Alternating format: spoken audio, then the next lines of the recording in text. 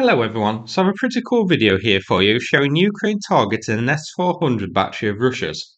This is a Ram-X loitering munition being used here, and it targeted the battery's 92N6E radar, the key bit of the battery, hitting it on the side. So the radar here, certainly damaged, possibly destroyed, and the vehicle next to it, which looks like it may be the battery's power generator vehicle, may also have suffered shrapnel damage in this. This target though was really crying out for something bigger and more destructive than just a drone. A radar, the generator vehicle, what looks a bit of a command vehicle, and a pair of launchers. A HIMARS or attackers with cluster munitions or tungsten round would have been perfect, potentially taking the lot out in one go. This isn't the first time we've seen targets hit by drones, which really should have warranted something a bit meatier, which is a bit of a worrying sign that Ukraine does have a shortage of these long-range missiles at the moment. This was in Crimea, so these would be out of standard range of HIMARS, however. Ram-X has a 150km max range, much further than the HIMARS rockets.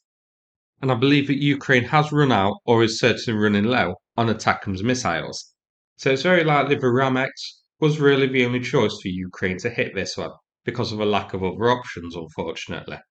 I guess Neptune would be certainly a possibility to hit this and cause more trouble, but it depends on the Neptune unit being available and also being able to be deployed and set up and made ready for launching, both on time before this battery moves off and safely so you shouldn't be able to detect it and counter it with, say, an Iskander strike. I don't have an exact geolocation for this one, but it's somewhere in Crimea. Crimea's air defense systems have been hit hard by Ukraine, with multiple strikes taking place these past few months. Usually, it's for marine-launched attack drones launched, where we often don't have a spotter drone to record the impact as they operate independently without one. But here, we had a spotter drone to see it, so we could see that it was a nice strike here. But it does show that Ukraine really needs an attackers alternative. They really need something that they can launch fast at targets like this in order to take them out in one go, ideally carrying a cluster or a tungsten warhead, like HIMARS and ATACMS, rather than relying on drones, which can only really target one of the vehicles of the battery. But still, a nice strike. We can't complain at an S-400 radar being destroyed, and that is the most important bit of the radar. An S-400 battery can operate if a launcher is destroyed, as they typically have multiple launchers, as is the case here where it was deployed with two, and possibly more out of view.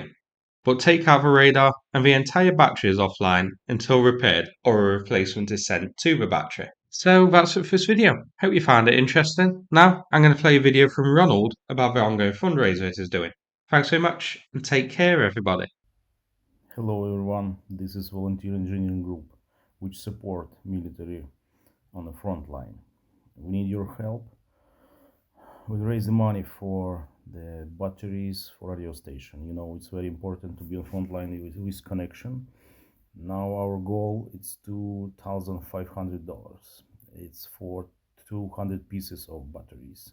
We buy spare parts and assemble it here and made some modification at the plug with type C, which help a lot to charge this charge station.